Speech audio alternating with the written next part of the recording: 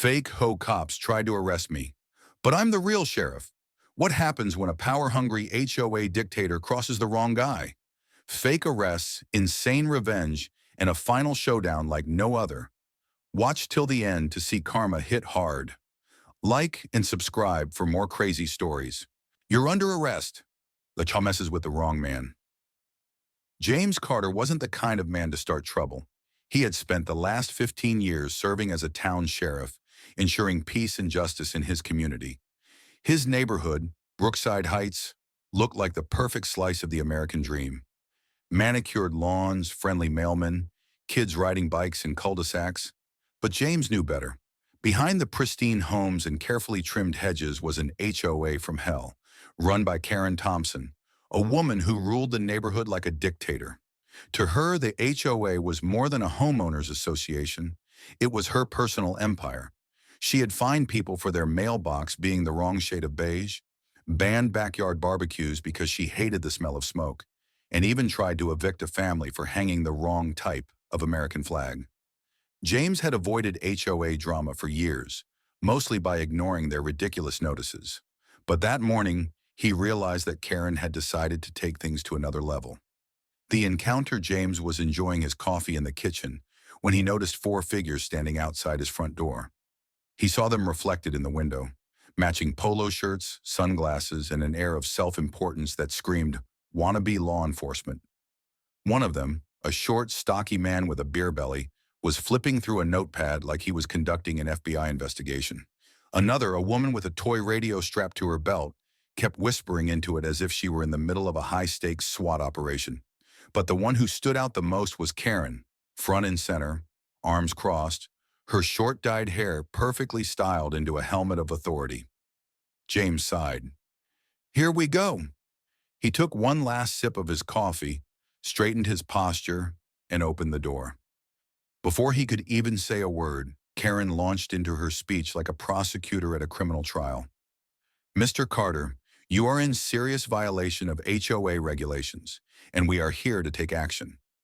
James raised an eyebrow. For what exactly? Karen, relishing the moment, whipped out a laminated sheet and shoved it in his face like it was an arrest warrant. You are under investigation for the following infractions, she said dramatically. Unauthorized painting of your garage door. It had been the same color since he moved in. The presence of an unregistered vehicle. It was his legally registered police truck. Inappropriate behavior toward the community. Translation, he refused to attend HOA meetings. Then she delivered the coup de grace. Because you have failed to comply with previous warnings, the HOA is now exercising its right to civil custody. You are being detained until this matter's resolved. For a split second, James thought he misheard her. Wait, what? Karen, now grinning like a villain in a bad movie, turned to her biggest goon, the beer belly guy, who then pulled a pair of plastic zip ties from his pocket. We have our methods, he said, trying to sound intimidating. James stared at them, wondering if this was some kind of prank. They were actually trying to arrest him, in his own front yard. And then, he made the decision to play along. The trap springs shut. James rubbed his chin and nodded thoughtfully, pretending to consider their charges. Interesting. And how exactly do you plan to arrest me? Karen puffed out her chest like she had just won a court case. We have full authority over this neighborhood. You are subject to HOA law. The other three nodded in unison, like well-trained parrots. That's when James knew they actually believed their own nonsense. What made it even funnier was that they were trying to arrest the wrong guy. James reached into his back pocket and, with a swift motion, flipped open his wallet, revealing his real sheriff's badge. The effect was immediate. Karen's smug expression vanished faster than a Black Friday deal. The beer belly guy with the zip ties suddenly looked like he wanted to melt into the sidewalk. The woman with the toy radio clutched it like it was a lifeline. James let the silence drag out before finally speaking. Good to know you think you can make arrests. He snapped his badge shut. Because right now, you're committing a felony. Impersonating a law enforcement officer. Karen took a step back. James folded his arms. Not to mention attempted kidnapping. So unless you and your little HOA task force leave my property in the next 5 seconds, I'll be the one making the real arrest today. Sweat dripped down the beer belly guy's forehead. The woman with the fake radio took a shaky step backward. Karen opened her mouth, closed it, then stammered, "This isn't over." Then, like rats abandoning a sinking ship, they turned and scurried away. James stood in his doorway, watching them go, shaking his head in disbelief. A storm is brewing. As much as he wanted to laugh, James knew one thing for sure. Karen wasn't done. If there was one thing he had learned as a sheriff, it was this. People like Karen never back down. They didn't just lose, they refused to accept loss. And if she couldn't beat him with fake police authority, she was going to try something far worse. This war had only just begun. The HOA strikes back. Retaliation begins. Karen and her wannabe law enforcement squad may have fled like scared rabbits, but James knew better than to think it was over. If anything, that humiliating defeat only made Karen more dangerous. The HOA had lost the battle, but the war was just beginning. The next morning, as James walked outside to take out the trash, he immediately noticed something wrong. His trash cans were missing, not tipped over, not moved a few feet. Gone. Completely vanished. James scanned the street and, sure enough, there was Karen, standing across the road with her arms crossed, watching him like a hawk. The second their eyes met, she smirked, a smug, self-satisfied grin that screamed, "Checkmate." James took a deep breath, exhaled slowly. So this is how she wants to play it? Fine. But that was only the first of many surprises that day. The HOA's list of sanctions. When James opened his mailbox, he found a thick envelope with the HOA seal on it. He already knew it was going to be complete nonsense, but he opened it anyway. Inside was a long list of sanctions issued against him.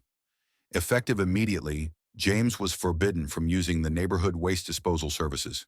Translation, his trash would no longer be collected. He was no longer allowed to park in his garage. How that made sense, it didn't.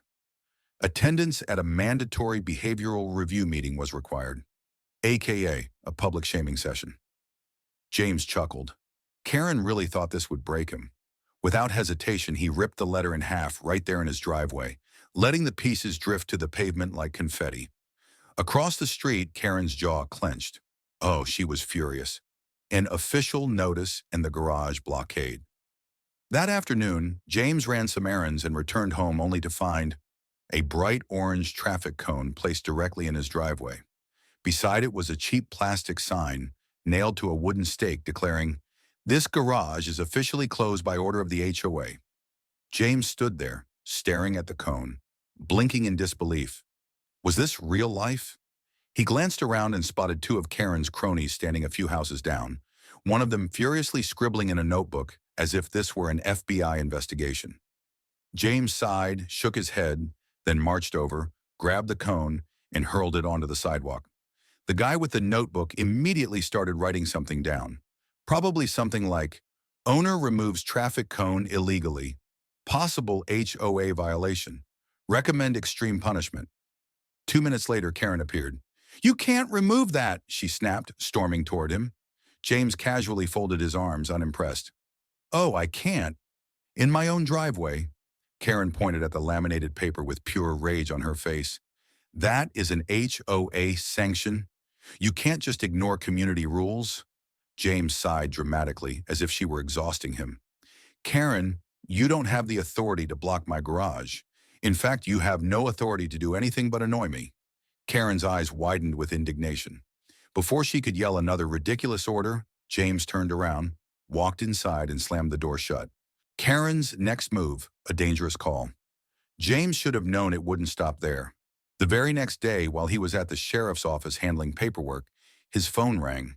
It was one of his only sane neighbors, a guy named Tom, who sounded nervous. "Dude, you need to get home. Like now." James frowned. "What's going on?" "The police are at your house." James immediately stood up. "Wait, what?" "Two squad cars," Tom explained. "They're talking to Karen. She's putting on this whole concerned citizen act." "Dude, I think she called them on you." James felt his stomach drop. He didn't waste another second. He grabbed his keys and raced home. The false police report. When James pulled up to his house, he saw them. Two patrol cars, lights flashing, and there was Karen standing on the sidewalk, speaking with two officers, gesturing dramatically toward his house like she was narrating a crime documentary. James parked, stepped out of his car, and immediately recognized the officers. Good, honest guys he worked with before. They saw him and their expressions shift instantly from serious police mode to, oh crap, we messed up. One of them, Officer Reynolds, gave James a sheepish nod. Uh, hey boss, we received a report about suspicious activity involving a man with a gun at this residence. James's gaze snapped to Karen. She called the cops on me. Karen, now playing the innocent victim, put a hand on her chest. I only reported what I heard, she gasped. Some residents saw strange activity and got worried. James folded his arms and stared at her. Strange activity? He repeated. You mean me walking into my own house? Karen didn't answer. Officer Reynolds rubbed his temples, clearly fed up. Since there's no real threat, we'll register this as a prank call. He turned to Karen. But ma'am, just for the record, filing a false police report is a serious offense. Karen's face lost all color. For the first time, she actually looked nervous. She opened her mouth to protest, then shut it, crossing her arms in silent rage. The officers exchanged glances, gave James an apologetic nod, and left. A glimpse of fear in Karen's eyes. James turned back to Karen. For the first time, she looked at him without speaking, without smirking, without that usual Karen confidence. She realized she was playing with fire. But James knew one thing. She wasn't done yet. No, Karen was about to double down, and the next move would be worse. The HOA goes nuclear. Karen's last stand. James had dealt with criminals, con artists, and lunatics throughout his career, but never had he encountered someone as delusionally persistent as Karen Thompson. She had tried to arrest him with fake HOA cops. She had stolen his trash cans. She had blocked off his garage. She had falsely reported him to the police, and yet she still wasn't done. James had underestimated one thing. Karen wasn't just power-hungry. She was desperate, and desperate people do stupid things. The HOA's next scheme, a fake construction nightmare. The next morning, James was jolted awake by a loud rumbling outside his house, the kind of noise that makes your stomach drop before you even look outside. James threw open his curtains, and his blood boiled. A heavy-duty construction truck was parked right in front of his house. A team of workers, hard hats, neon vests, power tools, were getting ready to start digging up his front yard. James stormed outside, still in his pajama pants, boots half-laced. One of the workers, a clipboard-wielding foreman, turned and nodded politely. "Morning, sir. We're here to begin underground pipe repairs." James narrowed his eyes. "What repairs?" The foreman flipped through his paperwork. "We received an urgent work order from the Homeowners Association. A major water leak was reported on this property." James glanced across the street, and there she was, Karen, standing on her porch, arms crossed, a self-satisfied smirk plastered across her face. James clenched his jaw.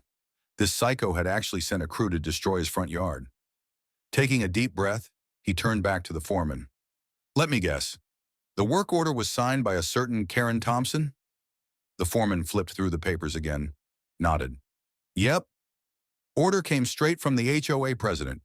James rubbed his temples, exhaled sharply. This wasn't just an inconvenience anymore. This was flat-out property damage and fraud. And James Carter was done playing nice. Stopping the madness.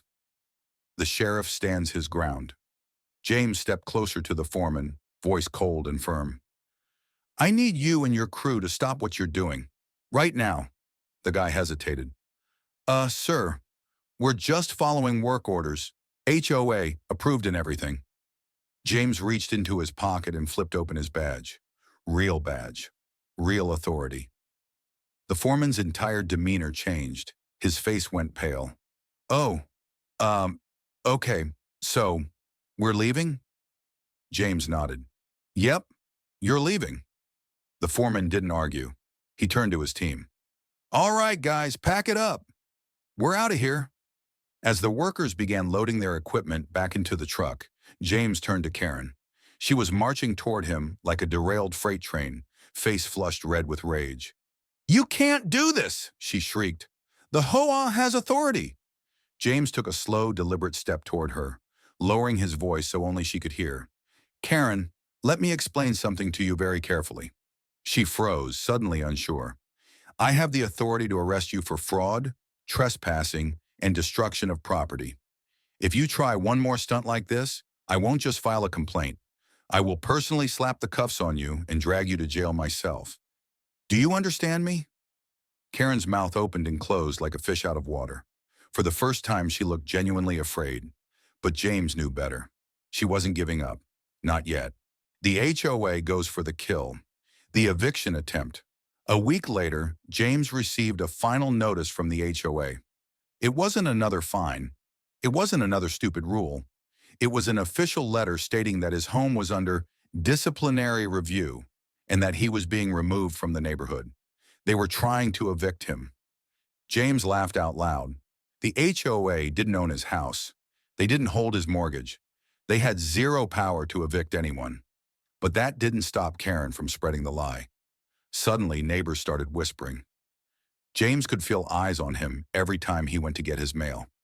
One day at the grocery store, a woman, someone he barely knew, walked up to him and whispered, "You know, a lot of people think you don't belong here." James gave her a polite, fake smile. "A lot of people should mind their own damn business." The woman blushed and scurried away. The disciplinary meeting, Karen's public humiliation. Karen scheduled a disciplinary meeting for Friday evening. James showed up early, not because he cared, but because he wanted to watch Karen fail in person. The community center was packed. Karen sat at the front, a thick stack of papers in front of her, ready to prosecute James like a criminal. She cleared her throat and began her speech, speaking in that condescending tone she always used. "We're here today to discuss the problematic behavior of Mr. Carter, who has continuously refused to comply with community standards." James leaned back in his chair, arms crossed. "Karen, let's cut the crap. You want to kick me out? Say it." She flushed, scrambling to maintain control. "Well, considering the number of violations you've accumulated," James leaned forward. "List them." Karen's confidence wavered. "Excuse me? List my violations." The entire room was dead silent. Karen fumbled with her papers. Well, unauthorized garage painting, illegal modifications to your property." James grinned. "You mean that fake construction crew you sent to destroy my yard?" Karen's face turned beet red. James stood up. "This HOA has no legal authority to evict me. This isn't a gated community. You aren't the sheriff. This meeting means absolutely nothing." The silence in the room was absolute. People started murmuring, whispering. For the first time, Karen realized she had lost, but Karen had one more trick. As James walked out, he heard Karen mutter, "This isn't over." And she meant it, because the very next morning, when James woke up, there were 2 county inspectors standing on his porch, and across the street, Karen was watching, smirking. This time, she had gone too far, and she was about to pay the price. The final showdown, karma hits hard. Karen had tried everything. She had faked an arrest. She had manipulated the HOA into harassing James. She had dug up his front yard under false pretenses. She had tried to evict him from his own house. And now she had called county inspectors on him, claiming his house was in violation of multiple structural codes. This was it, the final move in her twisted game. But Karen made one critical mistake. She forgot who she was messing with. The false complaint. Inspectors arrive. James opened the door to see 2 county inspectors standing on his porch. The lead inspector, a middle-aged man with a clipboard, adjusted his glasses. "Sir, we've received a report regarding multiple code violations on your property. We're going to need to conduct a full inspection." James folded his arms. "Violations?" The inspector flipped through his notes. "Unpermitted modifications to the property. Illegal plumbing installations. Possible pest infestation." James couldn't help but laugh. Across the street, Karen was standing on her porch watching, smirking. She thought she had finally won, but she had no idea what was coming next.